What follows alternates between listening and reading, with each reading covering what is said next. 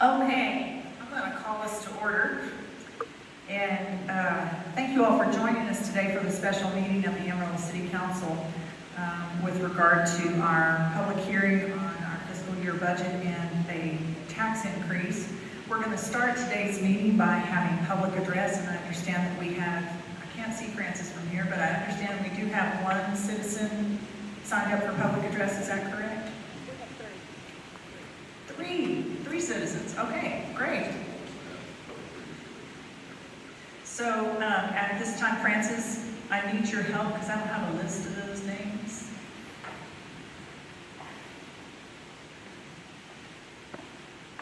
Do you want to do it during public hearing, or you want to do it during?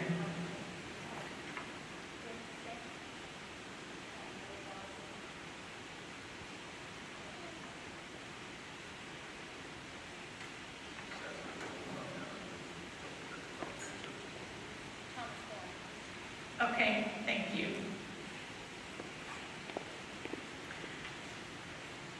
Okay, so let's begin then. Mr. James Skank, if you don't mind. I don't see any of you here in the room. Mr. Skank, are you here in the room? I thought he was going to call it.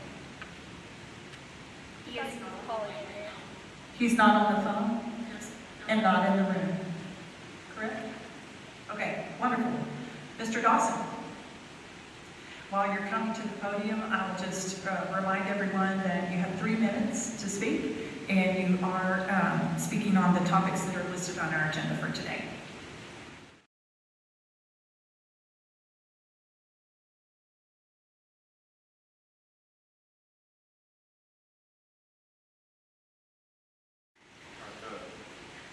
Howdy, Noah Dawson here at Amarillo Residence, and it's been far too long, y'all. We've had spring and summer come and go since we last saw each other, and I hope y'all are doing well. I myself, I'm in a pretty good mood today.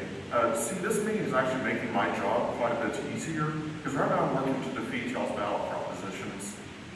Really, y'all have some nerve trying to pass a tax increase, which, let's be real, this is a tax increase no matter how small y'all are trying to spend it off as. Y'all have some nerve trying to pass a tax increase in this economy right before begging voters to give y'all another tax increase, longer terms and fewer public meetings. Y'all have to understand the optics of this are horrible, right? I mean, y'all have to understand that. Of course y'all do, y'all are politicians. So good luck trying to get voters to approve y'all's props right after increasing their taxes. Y'all are gonna need it. Mr. Warren?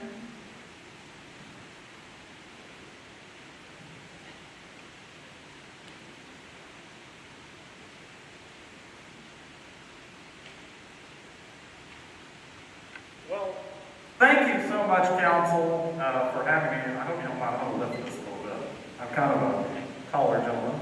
But thank you very much for having me here to speak for y'all today. And, you know, this is a unique year, I guess you would say.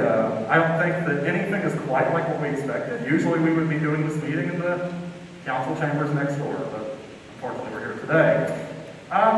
But with the unique circumstances this year, and the apparent recession that we are now in, I wanted to read a couple of comments that I think are relevant when we're talking about a tax increase.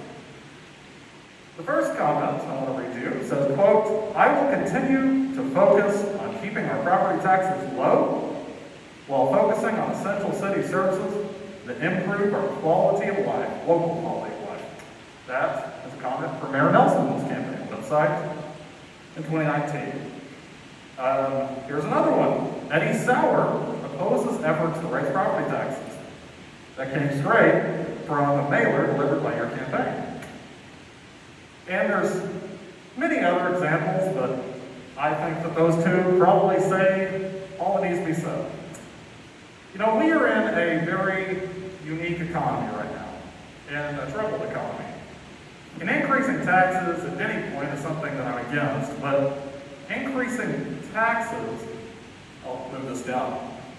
Increasing taxes in an economy like the one we have right now, in the middle of a recession, is just awful. But what's worse is violating the promises that you made to voters. I don't understand when it became acceptable for politicians to say, hey, well, we're not going to raise your taxes when we're running for office, but then, well, we're going to raise your taxes when we're not running for office. Boy, when is someone going to hold our city council accountable for tax increases? It's shameful. It shouldn't be happening. It shouldn't be happening in an economy like this. And it is especially disappointing that we cannot even count on our local elected officials to uphold their own promises. Now, I think what we need to be doing, instead of raising taxes, is looking at places where we shouldn't be spending quite as much money. One place is, I think we should end all current contracts with lobbyists that we have on the payroll for the city of Amarillo. I think that's something that needs to happen. But, you know, it makes me think about the Texas Municipal League last year holding their conference and presenting a panel that was titled something to the effect of shaking the money tree. Well, the citizens of Amarillo should not be considered a money tree. And, you know, we shouldn't be considered a money tree, but more than that, we should at least have the truth when we vote. If you intend to raise taxes, tell people you're going to raise taxes, and don't lie to them at election time. I think what the best thing that can happen here today is if our city council, if you all want to make sure that you accurately represent yourselves as voters, you act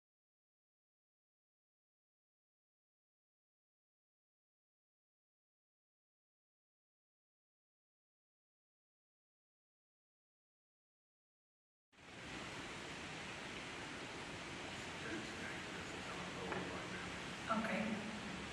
Stephanie, you have Mr. Skank on hold? You don't have him? Okay, is he present in the room? Okay. I don't see him. I think we're going to move on. Item 1A is a public hearing on the fiscal year 2020-2021 budget. Mr. City Manager, we have a presentation to start with. Yes, ma'am. We've got Laura Storrs, our Assistant City Manager and Chief Financial Officer. She's really going to be the Laura show as far as presentations today. She's going to be presenting items A through D. So as far as the 2020-2021 budget, this has been a work in progress that we've had going since February of this year through somewhat of a period of instability and definitely a moving target. So got a good product. Laura, take it away. Okay, thank you, Mr. City Manager. So what we are starting with today is a public hearing on the proposed budget. So I'm going to go through a presentation, and then we'll ask council to hold that public hearing. So the first slide here talks about the budget highlight for the upcoming fiscal year 2021 budget. The first thing we wanted to talk about in this upcoming budget, we were able to address several revenue challenges that were created because of the COVID-19 pandemic. A couple of examples of that are related to our hotel occupancy tax collections. We are anticipating the budget will be about $1.9 million less than the budget for the current fiscal year. We also have our sales tax revenue at $1.5 million less than the budget that was approved for the current fiscal year. Our municipal court fees are down as well by about $750,000 in the upcoming budget versus the current approved budget. And also our franchise fees are lower by about $700,000. So we had several revenue challenges that were all related to COVID-19 that we were working to incorporate as we formulated this budget that is proposed here. The second item that was addressed in the budget is we reestablished funding for street repairs. We had street repair dollars approved in the current year approved budget. However, with the COVID-19 impact, those repairs, several of those repairs were delayed due to the uncertainty of the revenue in the current fiscal year. So this upcoming budget, even with the lower anticipated revenues in certain categories, we are reestablishing street repair funding of just under $2.6 million, and that is for street overlay. The next item that's important that was addressed in this upcoming fiscal year 2021 budget is we have increased solid waste funding for dumpster replacement and repairs. We know that that is an ongoing item that we hear out in our community, and so there are additional dollars incorporated in this budget in order to cover that area. Another item for this upcoming budget is we do not have any kind of a decrease in funding for police or fire. So we maintain their levels of funding for the upcoming year. And as you're all aware, we are currently under a hiring freeze. We've been under a hiring freeze since about mid-March, and this budget reestablishes those frozen positions. Police and fire were both heavily impacted by the frozen positions, and those have been refunded in this upcoming budget.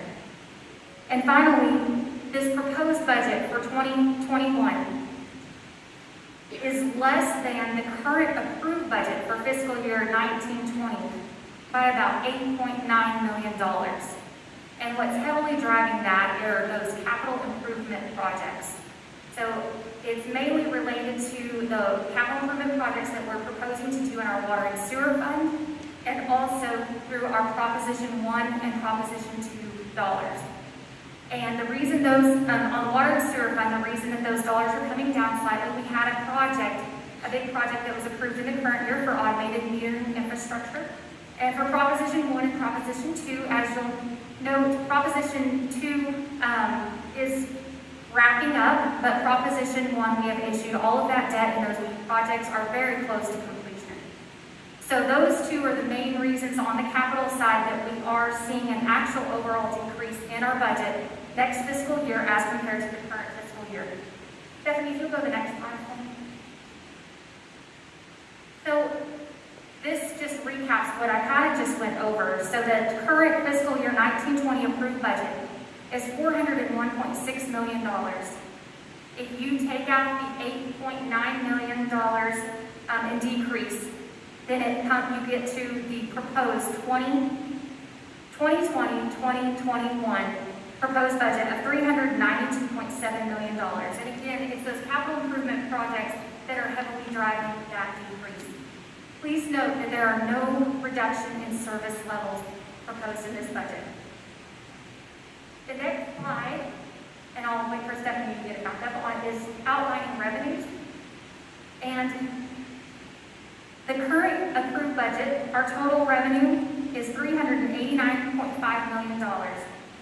Our revenues are actually anticipated to decrease slightly by about $2.9 million to equal our proposed $386.6 million. And I highlighted a minute ago those main revenue streams that are coming in slightly lower. Hotel occupancy tax, sales tax, municipal court fees, franchise fees, and even interest income, as you can imagine, is anticipated to be lower in this upcoming year. On the next slide here, and if there's questions, I'll take questions at the end, or if y'all want to stop me in the middle, that would be fine too. This is a budget timeline and where you can find additional information on our budget. So as you can see on this, today we are conducting a public hearing related to the budget. Here in a little bit on item C, you will have the first reading of the proposed budget, and you will all need to take a vote on that budget. Then next Tuesday, September 15th, we will meet again here in this room at noon for the second reading and the final vote on the proposed budget. So you'll be taking action today and action again next week related to the proposed budget. Down in the bottom left there, you'll see that if you want a detailed full listing of our total budget for the year, you can go out to amarillo.gov/budget. What questions can I answer for council?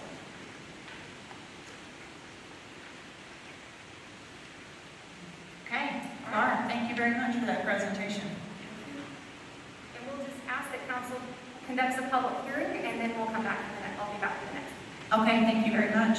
At this time, we will open a public hearing. If any person who wants to speak for on or against this item will have an opportunity to do so. You'll have 3 minutes to speak. If you're on the phone, you can press *9, and that will alert our call host that you would like to speak. Or if you're here publicly, you can raise your hand and I will recognize you to come to the podium. Do we have anyone? Yes? Okay, we have a caller. Mr. Skank is on the line, great.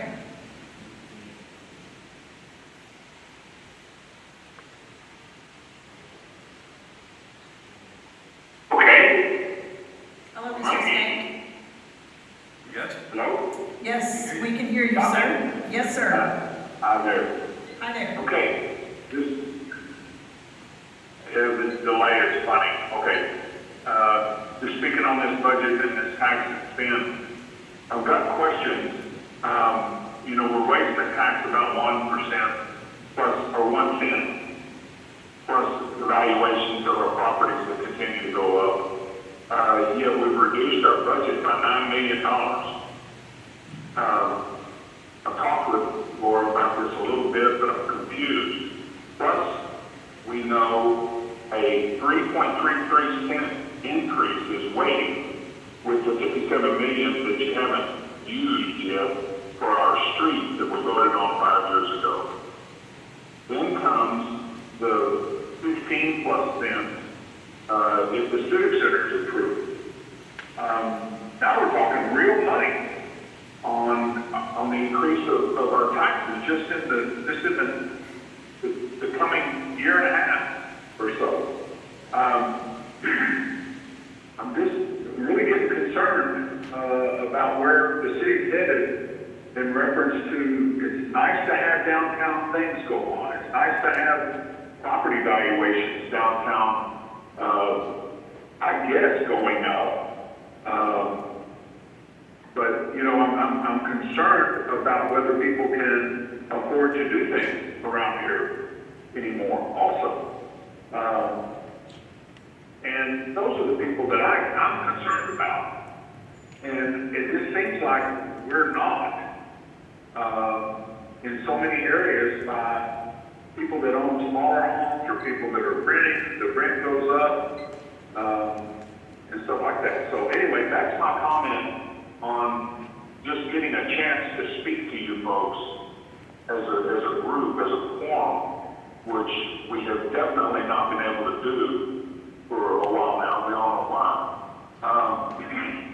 So anyway, against the charter changes too, but that's another thing. Thank you very much. Thank you.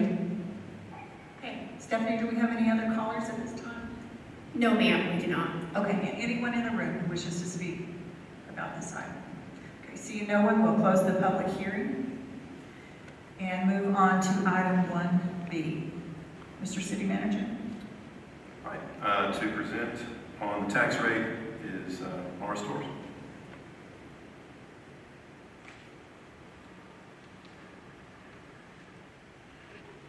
Okay, I'm going to have a quick presentation. This is one that was also gone over with council on August 25th when council took a vote on a proposed rate.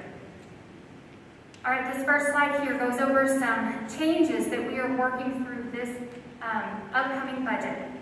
There is a new tax law that's in effect, and that is Senate Bill 2. That was passed in the most recent legislative session. It went into effect for this upcoming budget year. There were several changes that we had to incorporate as we worked through our budget. First of all, there's some wording changes. The first one there, the effective tax rate is now called a no new revenue tax rate. The second one there, the rollback rate, is now referred to as a voter approval tax rate, which allows for about a 3.5% increase over the prior year's maintenance and operation rate. The third item is that Senate Bill 2 requires a mandatory election if an adopted tax rate exceeds the voter approval tax rate. Senate Bill 2 now requires only one public hearing on the tax rate instead of 2. And then there are several new public notices that we have to use related to the tax rate. The next slide here goes over a comparison between the 2019 versus the 2020 rate. The first one there is the effective tax rate. And so you can see in 2019, so for the current year, the effective tax rate was 0.36198. The no new revenue tax rate for this upcoming year, 2020, is 0.38070. And what the no new revenue tax rate is, again, it allows for about the same amount of revenue that was collected in the prior year on current year values. So it keeps that revenue amount the same, but it allows the rate related to debt service, which is referred to as the INS portion of the rate, to fluctuate as needed based on debt service requirements. So you'll see the comparison between those two rates for last year and this year. The next item is the rollback tax rate. Before this year, so in the current year, a rollback tax rate allowed the operation and maintenance portion of the rate to go about 8% over the prior year before it allowed citizens to petition an election to take it to a vote. You can see that that rate in the current year was 0.41021. That rate is now referred to as a voter approval tax rate. And Senate Bill 2 has changed that, where it only allows for about 3.5% increase over the current year's operation and maintenance rate before it triggers a mandatory election. Before it was a petition for election, now it's a mandatory election. And that rate is 0.41586. Then the last part of this slide shows that the approved tax rate, the current year approved tax rate, is 0.38851. And what we're proposing for 2020, the upcoming budget year, is a rate of 0.39681. So you can see that it falls between those top two rates. Both years, it fell between the no new revenue tax rate and the voter approval tax rate. And last year, in the current year, it was in between the effective tax rate and the rollback tax rate. And we'll go over a little bit more information on that in just a second. The next slide here goes over why we are proposing the rate to be 0.39681 instead of using that no new revenue tax rate. The difference between those two rates is about 1.8 million. And what that is caused from is the growth in the appraised values in the area and the new properties rolling on. So $1.8 million to the city could translate to one of these four things. $1.8 million could fund about 24 police officers. $1.8 million could fund about 2 fire trucks. Or $1.8 million could do about 25 lane miles of resurfacing. And also $1.8 million could do about 29,500 pothole repairs. So you can see that $1.8 million is a lot of money to the city as a whole, and we would have to really start cutting into the services that the city is currently providing in order to cut back $1.8 million to use that no new revenue rate. Yes, ma'am. Laura, let me interrupt you for just a second just to ask a question. So why can't we run the city on the same revenue we had last year? I mean, have our expenses gone up? Absolutely. Our expenses are going up year over year. There's an inflation factor that's always in account. Part of the other amount is some of our steady revenue streams that have historically grown year over year are actually coming in flat or slightly lower than they are in the current year. And again, that's your sales tax, hotel occupancy taxes, municipal court fees, and franchise fees are all coming in, are anticipated to come in lower in this upcoming year than what was approved in the budget for the current year. So again, especially sales tax, we've seen historical year over year collection amounts. COVID-19 has had an impact on that. However, our costs as a whole are continuing to go up each year based on inflation. So to do that no new revenue tax rate, we would have to decrease the tax rate from what it was last year. That would be step one. And we would have to operate the city, because the city grew, maybe just that much, in a year's time, but we would have to take that same amount of revenue to cover more services than what we were required to cover in last year's budget. Yes. Is that right? That is correct, and also we would have to use the same amount of revenue we received last year to cover all those new properties that are coming on, and I think that's what you were referring to from the growth. The no new revenue rate does not allow for those new properties coming on. So you'd be taking the tax dollars that you got last year without those properties and using that to pay for new properties that are coming on. Okay, so essentially what we're saying is our house is bigger and we're trying to run it on the same budget. Yes. I mean, I'm just trying to put this into terms of, you know, just what an average taxpayer is thinking about, because they're thinking, well, you ran it last year on that number, why can't you run it this year on that number? So it's because we're actually providing a little bit more services, our city grew a little bit, we have a little bit more streets to maintain, all of those things increased, whether it's inflation or just cost of living, there was an increase in providing the same services, plus we have incremental growth across our city. Yes. Do I understand that correctly? Yes, that's correct. Could you also say it this way, that we have more homes to take care of? Yes. It's not just a larger home, it's we have more homes to take care of with that same amount of money. Yes, and it's homes and residential and commercial properties, all Yes, those and properties. Yes, businesses. absolutely. Okay, thank you. So we would have had to, well, one more question. We would have had to figure out what 1.8 million to cut. Yes, And there was no way to cut 1.8 million from the budget without cutting back the services that we provide. Is that that right? is correct. Yes. Okay. Thank you. On this next slide, it does a year-by-year comparison of the different portions, or the elements that make up the property tax rate. You'll see on that top line, there is an operations and maintenance rate, and that is just to operate the services provided through the general fund.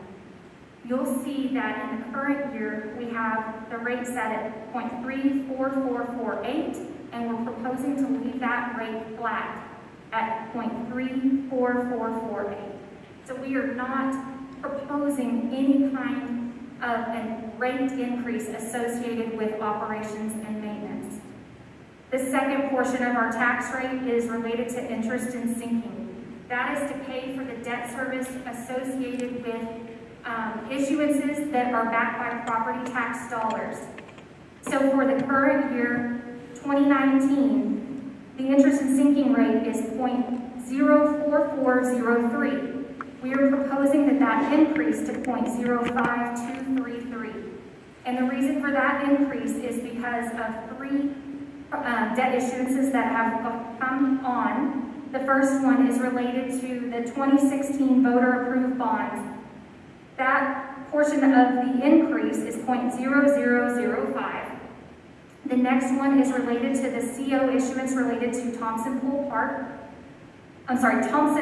Pool, and the rate increase associated with that is 0.0030.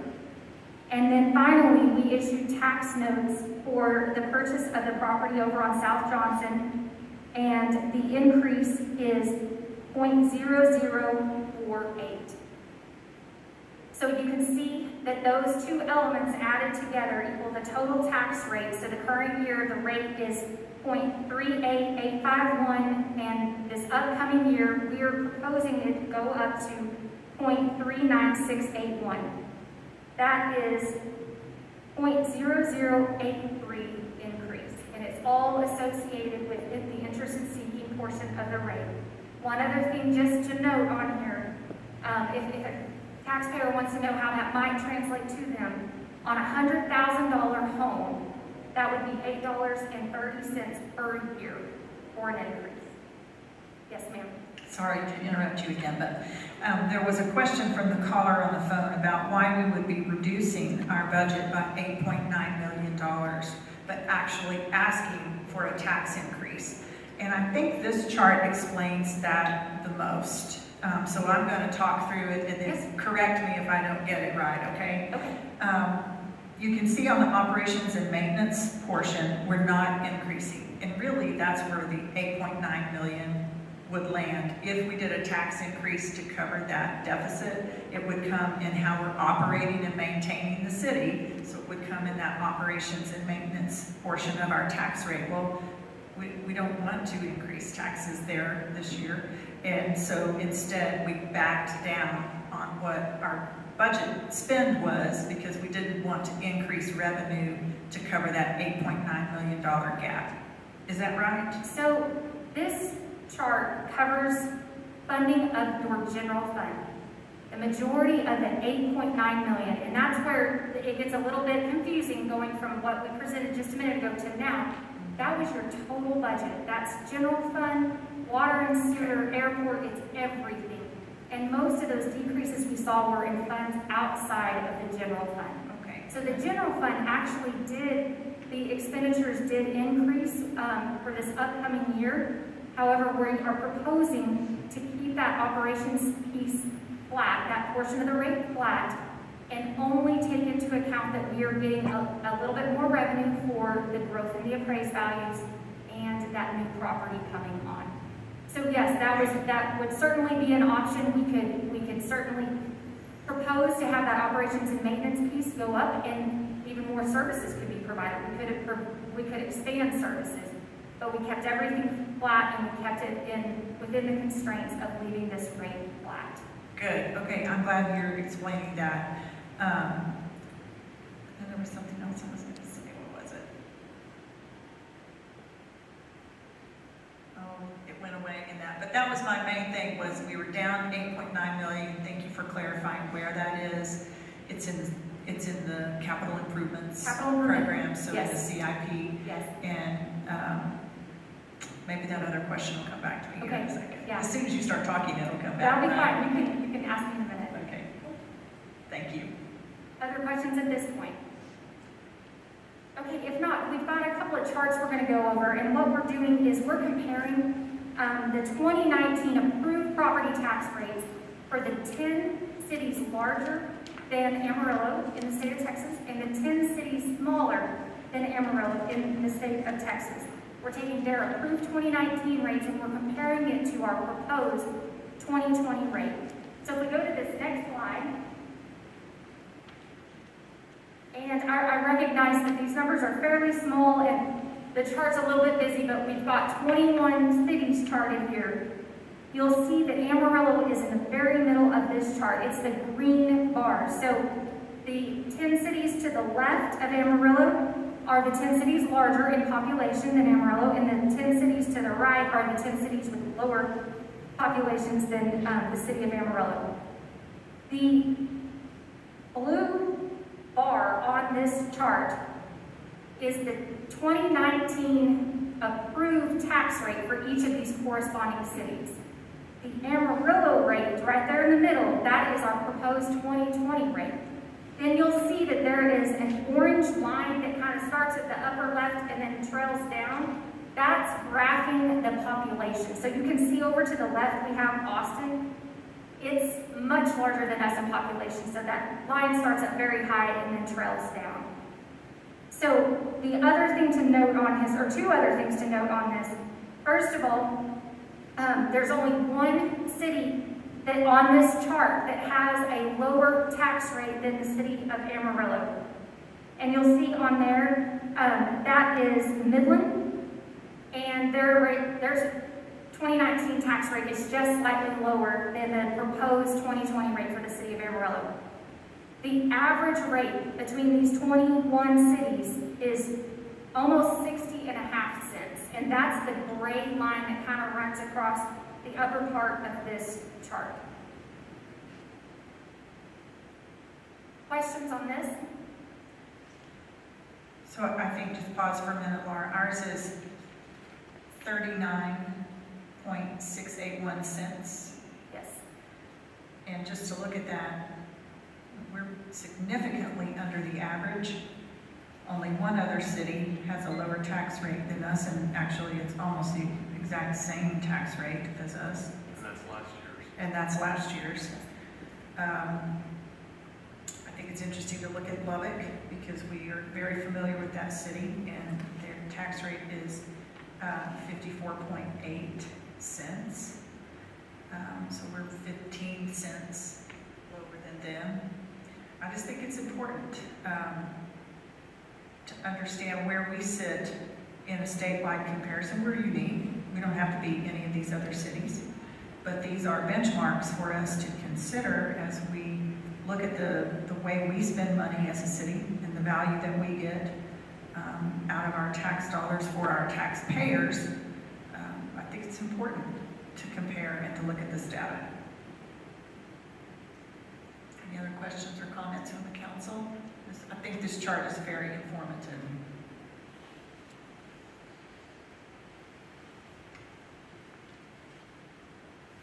I think another thing you have to look at also is most of these cities are actually suburbs of Dallas-Fort Worth, Houston, San Antonio. Very few of these cities are actually standalone, like Waco is standalone, Midland standalone, McAllen would be standalone, Killeen would be, but a lot of these other ones, I would say more than half of the cities are actually suburbs of a larger metropolitan area also. Mm-hmm. Which means that you can share somewhat some services. You get some economies of scale. Yes.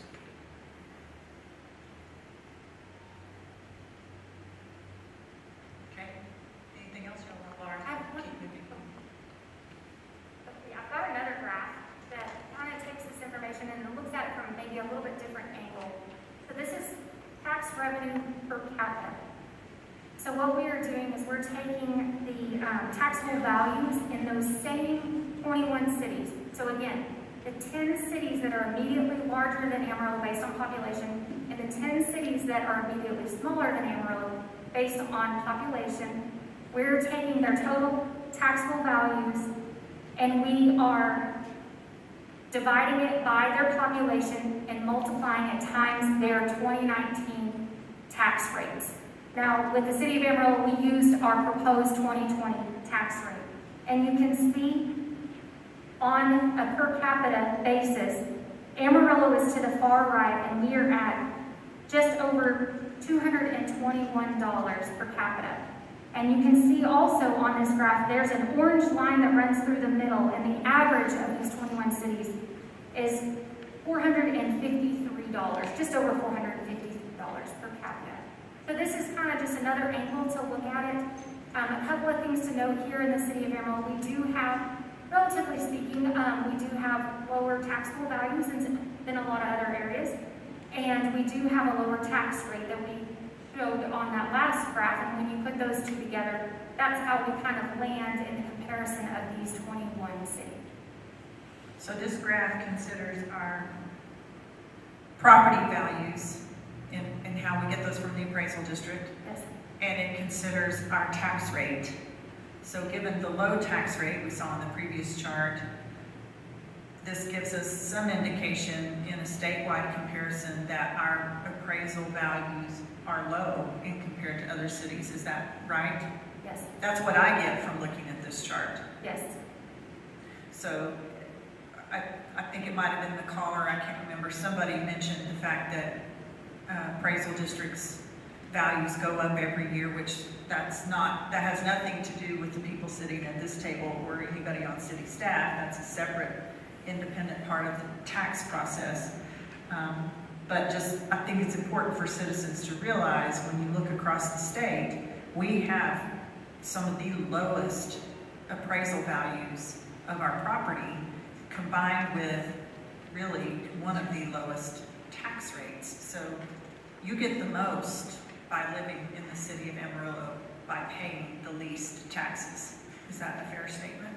That would be a fair statement. You certainly pay one of the lowest tax rates. Yes. Well, I appreciate this chart as well. I like knowing the facts. And I think the facts are, we have a low rate and our appraisal values are low. Any other questions, council? Okay, Laura, thank you. I think this next slide here, we always like to put up a sample tax bill. And as you're all aware, we have many different versions of a tax bill here in the city of Amarillo. We took one of the more common ones, so this is with Amarillo Independent School District combined with Potter County. And what we did is we took the 2019 approved tax rates. All of these taxing entities are currently working through approving tax rates, so we didn't want to make any assumptions for any of them. So we took their 2019 approved rates and we graphed in our 2020 proposed rate just to kind of get a feel for what portion of the overall tax bill the city of Amarillo portion is. And you'll see on the bottom left side, the gray portion there, the city of Amarillo is approximately 16% of this total bill. So Amarillo Independent School District and Potter County combination. As you know, we've got about, I think, 5 different school districts here. We have 2 counties. But in all those various comparisons, the city of Amarillo portion remains fairly steady, usually about between 15 to as high as maybe 17, possibly 18% of the overall portion of the tax bill. So just as a reminder to citizens that we are a smaller portion of the overall total tax bill that they're paying. And then this last slide here is again going over the timeline related to property taxes. So that top left portion is today. We are asking that council conduct a public hearing on the tax rate. Then in a couple of items, we're also going to have the first reading on the tax rate, and we're going to ask the council to take a vote on it. Then in 7 days on September 15th, we will meet again here in the Grand Plaza at noon, and we will have the second and final reading on the tax rate and have council take a vote on it, and then we'll also have a vote to ratify the tax rate. And so here in a minute, if council will conduct a public hearing, and we'll want to make sure that the public knows that the final vote to approve the tax rate will be held on Tuesday, September 15th at noon in person here at the Amarillo Civic Center Complex in the Grand Plaza room. Are there any questions from council or any further questions I can answer? Thank you, Laura. Thank you. At this time, we'll open a public hearing. Anyone who wants to comment on, for, or against this matter will have a chance to do that. Stephanie, let's start with people on the phone. If you're on the phone, you can press *9 to let our call host know that you would like to speak. We do not have anyone on the phone at this time, Mayor. Okay, thank you. Is there anyone in the room who wishes to speak on this item? Okay, seeing no one, we'll close the public hearing on this matter and move on to item 1C, ordinance number 7883. Jared, since we've already seen the presentations on both C and D, do you have anything you want to add? No, ma'am. No, ma'am. I just want to thank council and staff for all the hard work that's gone into putting this together, getting us to this point. That's it. Okay. Council, let's take up ordinance number 7883, which is item 1C. Do we have a motion with regard to this item? Yes, Mayor, we do. I move to adopt ordinance number 7883 to adopt the proposed budget for the 2020-2021 budget year in the amount of $392.7 million, which reflects an increase in revenue derived from property tax revenues over last year's budget. It's been moved by Councilmember Powell and seconded by Councilmember Smith to approve ordinance number 7883. Any further discussion or questions about the motion? Hearing none, all those in favor, we can actually say, please say aye. Aye. Any opposed? Okay, that item passes with a 4-0 vote. Moving on to item 1D, which is consideration of ordinance number 7884. Do we have a motion with regard to that, council? Yes, Mayor. I move to adopt ordinance number 7884, that the property tax rate be increased by the adoption of a tax rate of 0.39681 which is effectively a 4.23% increase in the tax rate. Second. It's been moved by Councilmember Powell and seconded by Councilmember Sauer to approve ordinance number 7884. Any further questions or discussions from the council on this motion? Hearing none, all those in favor, please say aye. Aye. Anyone opposed? Okay, that item passes with a 4-0 vote. And just in closing, I think I wanted to correct a misstatement earlier by one of our, I think it was the caller maybe, who said the Civic Center proposed tax rate increase was 15 cents. And Laura, I'm sorry to put you on the spot, or Kevin, isn't that at 13.1? Yes, correct. Yeah, okay, so I just wanted to correct what that caller said and make sure we have that fact correct. Thank you. Okay, so I would echo the city manager in thanking the staff. If you're here in person, you've been watching them and you can see just how much setup it takes to do this meeting outside of the council chambers. If you're watching online, or trying to watch online, I even got a text from a citizen saying the audio is distorted, I can't hear you. I'm very, very sorry about that. Thank you all for your patience as we continue to work out the kinks in doing this. But, you know, Bo, thank you very much. Sherman, I appreciate all of the work that y'all done, extra work, and to the communications team as they setting up the videos, setting up the monitors and the screens. We just ask for it, but then they spend hours carrying it out. So Jared, thank you very much for the work on these 2 in-person meetings that we have scheduled regarding the budget. It's a lot of time and work for you guys as staff, and I want to say thank you on behalf of the whole council. So at this time, that concludes our meeting, and we're adjourned.